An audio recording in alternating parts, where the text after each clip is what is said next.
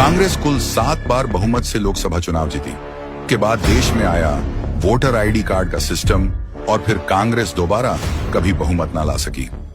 जी हां, है ना चौंकाने वाली बात। 1984 के बाद से आज तक कांग्रेस को बहुमत नसीब नहीं हुआ। 5 दशक तक ये परिवार बिना वोटर आईडी कार्ड के करवाए गए चुनाव जीत कर सरकार बनाती रही। 1993 से पहले वोटर आईडी कार्ड होता ही नहीं था, बस आबादी की एक वोटर लिस्ट हुआ करती थी। आप ऐसे समझिए कि वोटर की पहचान साबित करने के लिए कोई पुख्ता प्रमाण नहीं हुआ करता था। नतीजा, तब के अखबारों में आपने धड़ाधड़ फर्जी वोटिंग, बूथ कैप्चरिंग, मर चुके लोगों के नाम से वोट और प्रशासन पर दबाव की खबरें छपा करती थी।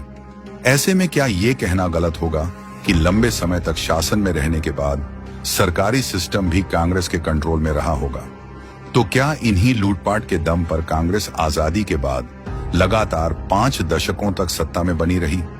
हमने खबरों में सुना पड़ा है कि गांव कस्बों में कांग्रेस समर्थित गुंडे स्थानीय दबंग बूथ पर कब्जा कर लेते। पोलिंग अफसर डर कर कुछ नहीं कर पाता। 1987 के कश्मीर चुनाव की धांधली का पाप इतिहास में दर्ज है। कांग्रेस के समय चुनाव में हुई इन गड़बड़ियों की बात तो कांग्रेस नेता शशि थरूर भी कबूल कर चुके हैं। दिल्ली कांग्रेस के नेता संदीप दीक्षित कांग्रेसी काल के बूथ लूट की कहानी उजागर कर चुके हैं। देखो पहले क्या होता था, क्योंकि मैंने प्रत्यक्ष भी देखा है कि भाई आए, हम लोगों ने ठप्पे लगाए, ठीक है, 100 वोट पढ़े, उसके बाद हम लोगों ने 25, 30, 50 वोट अपनी तरफ से डाल दिए।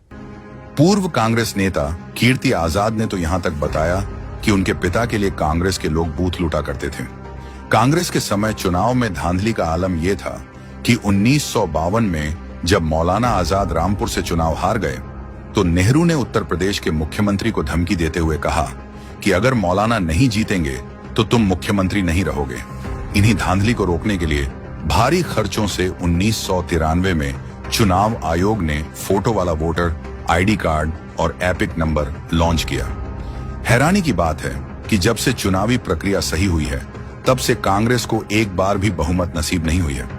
कांग्रेस की सबसे बड़ी ताकत छिन गई और बौखलाकर कांग्रेस वोट चोरी, ईवीएम हैक और चुनाव आयोग पर सवाल उठाती है, लेकिन असलियत यही है कि वोटर आईडी कार्ड आने के बाद से उसकी चोरी बंद हो चुकी है। अब चुनाव जनता की पहचान और ईमानदार वोटिंग से तय होता है, इसलिए कांग्रेस को अपनी हार का ठीकरा कहीं और जाकर फोड़ना चाहिए।